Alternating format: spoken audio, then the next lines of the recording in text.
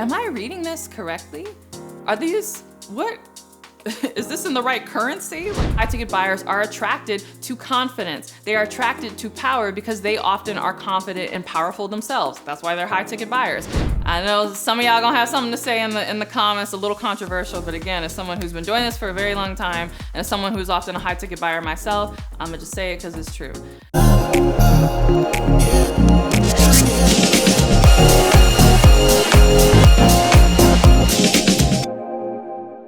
Hey, Courtney Sanders here. Welcome back to my channel. If you're new to me, I'm a full-time online life and business coach as well as wife and mom. I wear all the hats and do all the things, but I do it because I'm so passionate about helping you turn your success story into a 6 or even 7-figure online coaching brand. And so with that, I really want to talk about the mistakes that you might be making that are actually turning off your highest paying clients. Can you believe that? I knew I had to do this video because so many people come to me, especially when they're working to find their niche. Many people who are in my free challenge, the Nail Your Niche Challenge, which you can learn more about by clicking the link below, but they all say something to the effect of, how can I find people who are willing to pay higher prices? You know, everybody is shrinking themselves and shrinking what they can offer in their coaching program because they're scared that nobody's going to be able to afford it and nobody wants to, spend money on something like this, not realizing that they might be talking to the wrong people and actually turning off the right people. So I'm gonna share with you some marketing mistakes that you might be making if you're noticing that you're not attracting the high ticket clients that you want to be attracting. And so with that, let's get into it. All right, the first marketing mistake that you might be making that turns off high ticket clients is focusing on the price and not the value. Oftentimes, a lot of coaches are very apologetic about their prices. They really want to charge more, but they don't think that anybody's going to pay that. And so they've kind of lowered it down. And then when it's time to speak with the potential client about how much it's going to cost in order to work with them, they are so apologetic about it that they kind of quickly say the price. And then it's all about oh yeah, but it's a really great deal. And I discounted it because of X, Y, and Z. And all the attention is on the low price and not on the value. You have to understand that that's actually a turnoff for your higher ticket clients because higher ticket clients aren't as fazed by the price as much as they are really concerned about the ROI, the value. And so if the price is appropriate for the ROI or the value that they are seeking to get, oftentimes the price is not nearly as much as an issue as you think it is. However, you're making it an issue because again, you're apologetic about the price and kind of trying to quickly say it and discount it and throw all these things out when really what you should be focusing on is the value that they are going to get for the price. So talk about how much they are going to get, what is the ROI of them working with you, what are the dreams that they're looking forward to achieving that you're really excited to help them get closer to. Again, speak more to that value and less about the price, and you'll find that you will attract more high ticket clients. All right, the second marketing mistake that you're probably making, and this is very similar, but there's a slight distinction, is that oftentimes coaches focus so much on trying to save the client money that they don't focus on saving the client time. And here's a big hint for you. If you want to deal with higher ticket clients who, again, are willing to pay a premium price in order to get results, here's the thing, they are more interested in saving time and getting the results faster than they are in saving money. I know that sounds crazy because many of us have been marketed to in the span of, everything's about saving money, right? Big discount, Labor Day sale or mattress sale for Thanksgiving or, especially here in the States, in the US, everything is about some big sale and doorbusters, Black Friday, so we're used to seeing this constant marketing where it's all about save money, save money, save money, even if you're not really saving money, right? There's been so many studies and statistics that show on Black Friday, oftentimes the prices have been elevated, right? They're a little more just so that they can discount them to kind of play the shell game where it's oh, it's a lower price, but it's really not a lower price. But they understand the psychology, at least of the American buyer, is all about oh, how do I save money? How do I save money? Even if they're not really saving money. Understand that your premium buyers, your high ticket buyers are not like that at all. They are more concerned with how can I save time? These are typically very busy people, very success-oriented people with a lot of confidence, who really believe in themselves and really want to get results, which is why they're coming to you. And so you're so focused on oh, I'm doing this and we're gonna, do this and this is gonna save you money here. all they're like is like, yeah, but is this gonna help me get to my results faster? So just like in the previous instance, you wanna focus more on the value. Part of that value is how much time that you can save them. So again, focus less on, oh, I got this big discount and the price is low and whatever, and focus more on the value and more specifically on how you can save them time. All right, the third marketing mistake that you might be making that is turning off your high ticket clients, and I know some of y'all gonna have something to say in the comments, a little controversial, but again, as someone who's been doing this for a very long time, and as someone who's often a high ticket buyer myself, I'm gonna just say it because it's true. The big marketing mistake that you're probably making is just simply that your price is too low.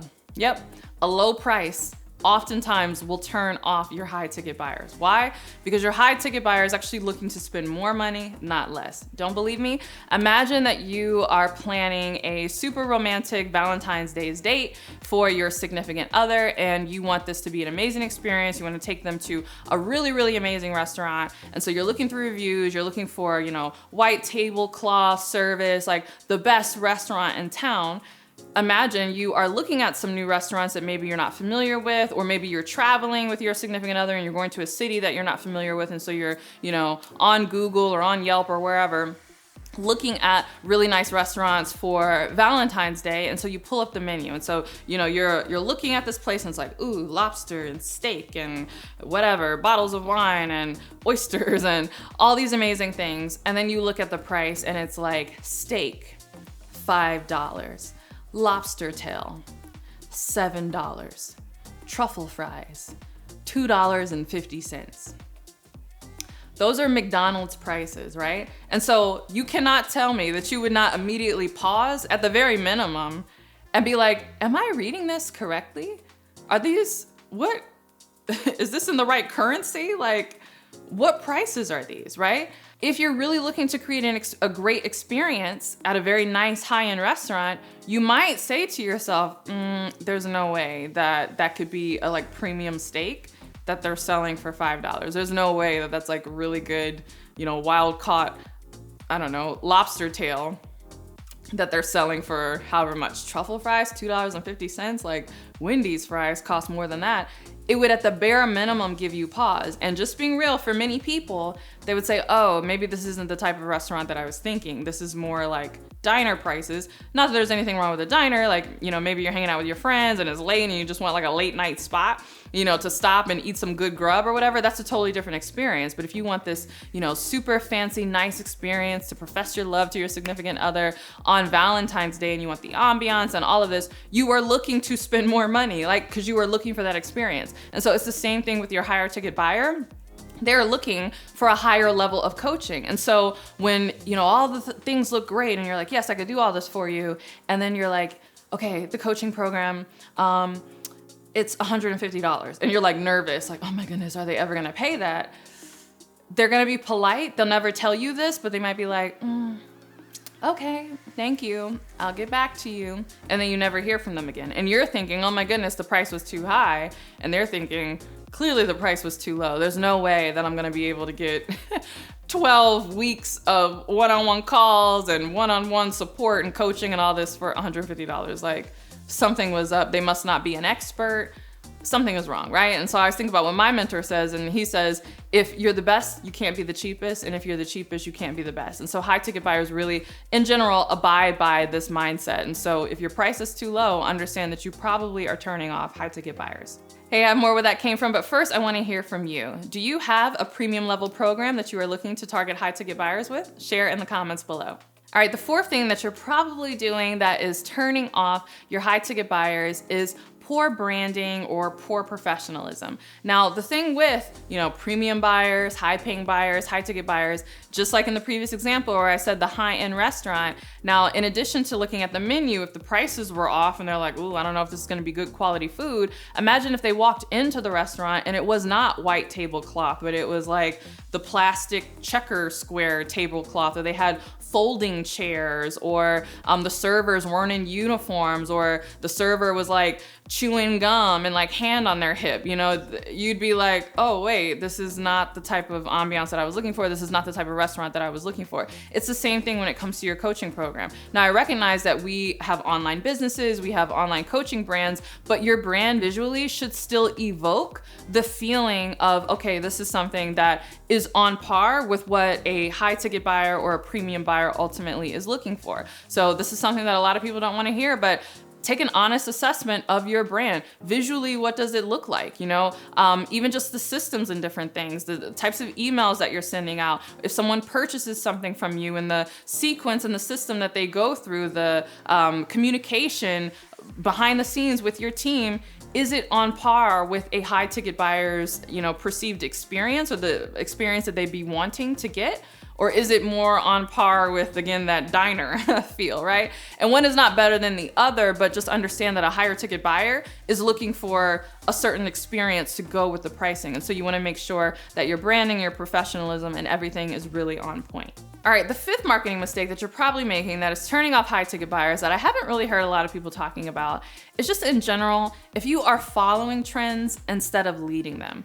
Really, premium buyers, high ticket buyers like to go with brands, with service providers, with people who are almost like mavericks in their field and who are really leading in some regard, who are setting the trends. And so I'm a big proponent of this as well. In fact, I teach this in depth inside of my program, the Next Big Name Bootcamp. But there has to be something about what you're doing and the way you do it that is different from what the crowd is doing, right? When everyone is zigging, there's got to be something about you that is zagging. That is actually really attractive to high ticket buyers, because that really signals to them that you are a leader in your space, that you have no fear in doing your own thing, and that you really believe in your methodology and in your framework. And so high ticket buyers are attracted to confidence. They are attracted to power because they often are confident and powerful themselves. That's why they're high ticket buyers. And so oftentimes they want to connect with people who are really on their level and who they see as peers. And so as we went previously in the previous point, if your branding is not on point, they're not going to see you as a peer. But also if you are just kind of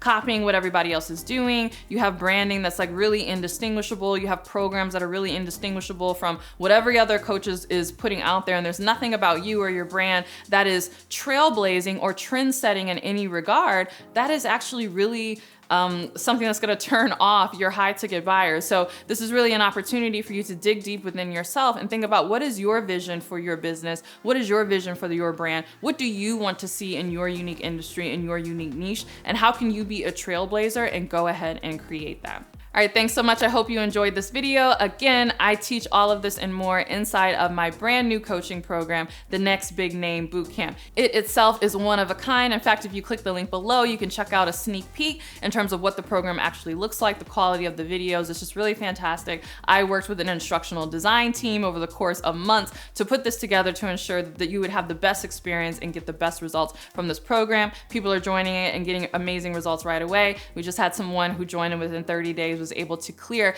$15,000 in her coaching business. So if this is something that you want to learn more about, go ahead and click the link below to learn more and apply. All right, thanks so much. I hope you enjoyed this video. If you did, don't forget to give it a thumbs up and subscribe. And if you want even more where this came from, make sure you are subscribed to my podcast, The Courtney Sanders Show. And if you want even more between my podcast and my YouTube videos, make sure you are following me on Instagram. That's CourtneyLSanders on Instagram. And with that, I'll see you in the next video. Bye.